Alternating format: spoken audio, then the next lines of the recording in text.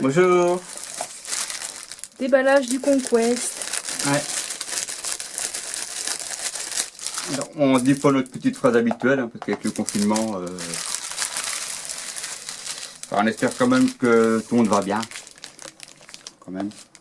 Donc le 26. Ouais, donc je les ai commandés directement sur Hachette.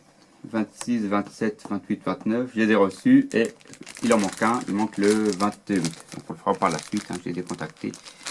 Donc avec le 26. Mode barbare. Deux pots de peinture, mais ça là. Un shader. Donc le Recland Flashshade. Flashshade Paume, semble. Et Recland, c'était une des provinces du Vieux-Monde. Et un Black Abaddon pour les sous-couches noires. C'est bien parce qu'on en a pas mal du coup du Black Abaddon. On voit qu'on est dans des petites pièces, il fait chaud. Et donc le Conquest numéro 26 avec Robert Guillman, Les Grands des Mondes et guide de peinture détaillé. C'est parti.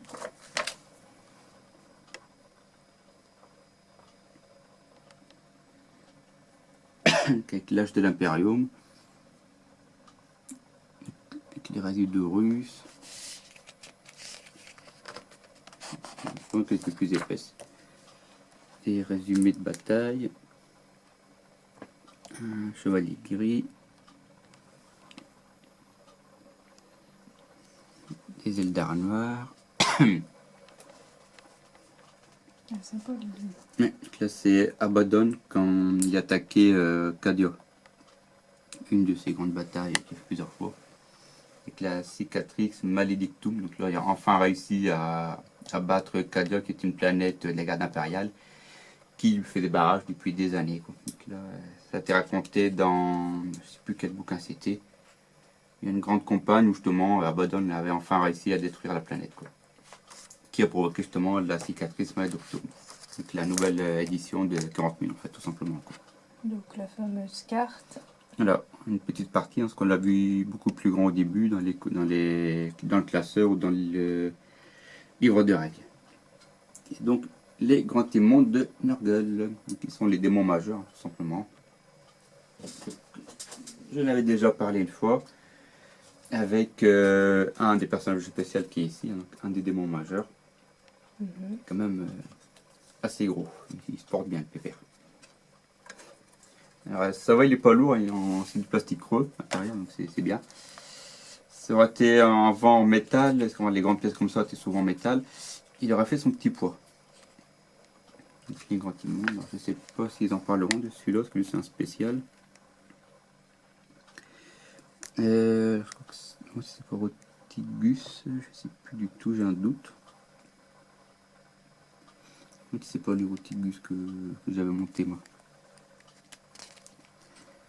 Donc, la Death Guard, donc les possédés, hein, donc des Space Marines qui se font tout simplement possédés par des démons pour accroître leur puissance, être plus ou moins costaud, enfin surtout plus que moi surtout, et avoir des dos en plus pour le chaos. Généralement l'autre mortel, hein, il servait pas beaucoup, hein, il est un petit peu mouru entre temps, quoi. Ce qui fait qu'il ne reste plus que le démon dans le corps du Space Marine. Ouais, c'est juste une enveloppe. En gros, ouais.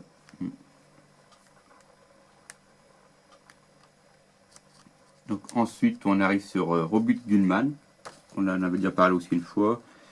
Un des primarques, enfin le primarque des Ultramarines, qui a été remis à la vie, on va dire, avec la grande campagne qu'ils ont fait.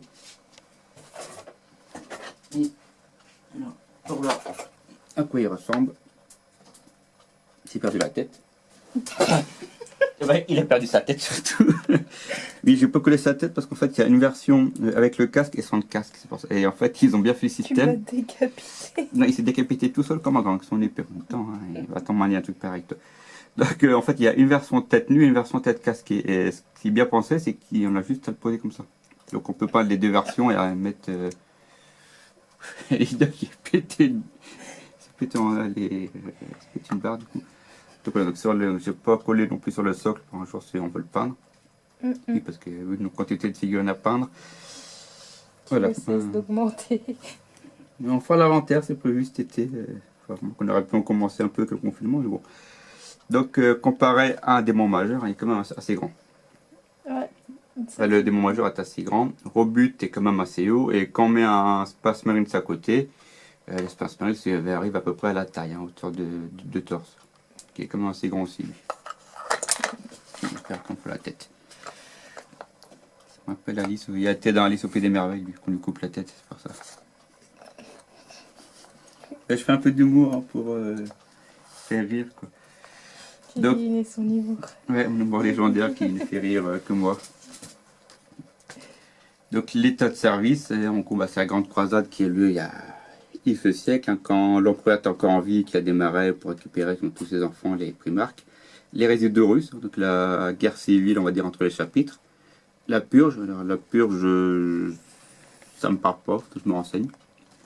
Et la croisade d'Indomitus, justement la dernière campagne qui a lieu, là où il a été réveillé. Tout remis à la vie, quoi. Donc le primarque, hein, il était en confinement, enfin dans une chambre de stas pendant des siècles.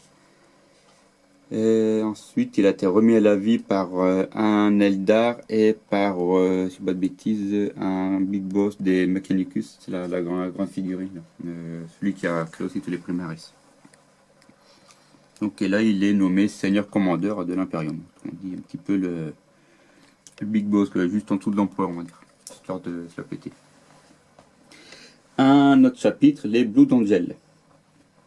Blood Angels, hein, avec leur monde d'origine Baal, leur primarque Sanguinus, qui s'est sacrifié pour l'empereur. Il a été tué pendant la bataille de Horus, devant le trône de l'empereur, si je ne dis pas de bêtises, par Horus lui-même.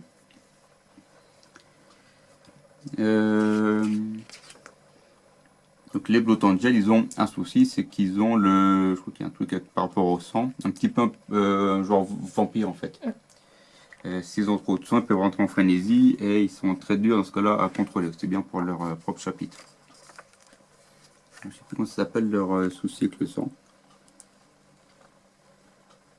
C'est un petit peu ils ont un petit peu de soucis du sang, comme les Space Wolves, c'est un petit peu les Clécros, les loups, tout ça. Les Dark Angels, ils sont très très secrets derrière leur chapitre, n'oubliez pas tout à fait au chapitre réglementaire. Il y a beaucoup de petits détails comme ça, ce qui personnalise un petit peu chaque chapitre. Le Reckland fléché, donc qui est un shad, hein, ou bien un lavis, comme on disait avant. Et puis ça va servir en fait pour faire des ombrages. Donc on en avait déjà eu avec deux autres shads qu'on avait par le passé, alors, je ne sais plus leur nom en tête. Il y avait le Lune Wild, donc le noir, quoi, et un autre Seraphine, je crois, il me semble. Donc là c'est pour faire des ombrages. Hein, pour rehausser les tons chers. Ouais, c'est qu'on en avait fait sur d'autres figurines, c'est que ça rendait bien sur les. Je sais plus lequel on avait fait avec celle-là. J'avais fait les Guerriers du Chaos de Corne il y a quelques années, c'est que ça rendait bien. Donc le tuto. Vraiment, ils sont bien ces shaders. Ouais, c'est que ça change la vie quoi. Avant on connaissait pas, c'est que depuis qu'on s'est mis avec les citadelles, c'est quand même bien foutu. Donc la Death Guard, hein, l'autre Felstius qu'on a eu il y a quelques numéros. Le Full Blixpan, je crois que c'est celui que tu avais commencé à peindre. Biologus Putrifère. Le Poxwalker, enfin les Poxwalkers, les ceux d'habitude. Les plagues marines. Attends, il fait le focus. Pouf. Ah, focus, ouais. C'est...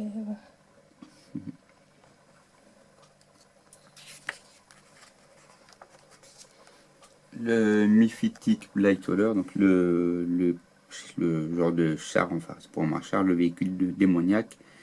Et la Cortouillée qui va avec Festus, Lord Festus Lully.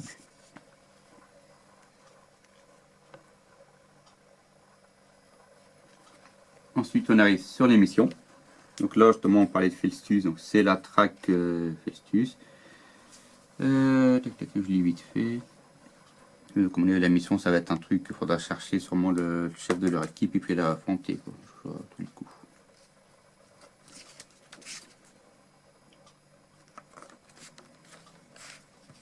De reconnaissance. trancher la tête. Justement, on parlait de tête qui se perd. Ah bah voilà. Bah c'était en prévision, voilà. Il s'est fait trancher la tête directement. Quick. Le Dreadnought. On a vu les numéros d'avant en 2 parties. Est-ce que c'est une mission aussi? Ouais. Frappe de décapitation. Décidément, ça tranche la tête en ce moment. À son reconnaissance. Je voulais savoir si c'était. Si c'était pas justement par rapport au scénario, s'il n'y a pas un truc qui suit. On avait dû avoir les autres la fois passée, j'ai pas fait attention. Je sais pas ce que je veux dire, des scénarios qui suivent en fait, un peu comme une campagne. Si A, B, C, 2 après E, D ou 1 A, B, C, etc. Qui fait un peu comme une campagne et tout, avec l'avancée en fait de l'histoire quoi. Enfin bref. Donc avec les 2 scénarios, donc la Death Guard est au plein milieu. Ils ont beaucoup de la Death Guard des figurines. Là. Les Space Marines, ils ont donc les intercesseurs, le Dreadnought, 3 agresseurs, le lieutenant Colsus et 3. C'est qu'ils ont moins de figurines, mais ils sont souvent beaucoup plus costauds, hein, les Ultramarines. Ici, il n'y a que des rêveurs, donc les troupes, on va dire, infiltration. Et bon, c'est un petit peu, ça va un petit peu à ceux du début, ça, les armées, je vois. Et on arrive du coup au prochain numéro, donc le 27 et 28, hein, ce qu'il est en 2 parties.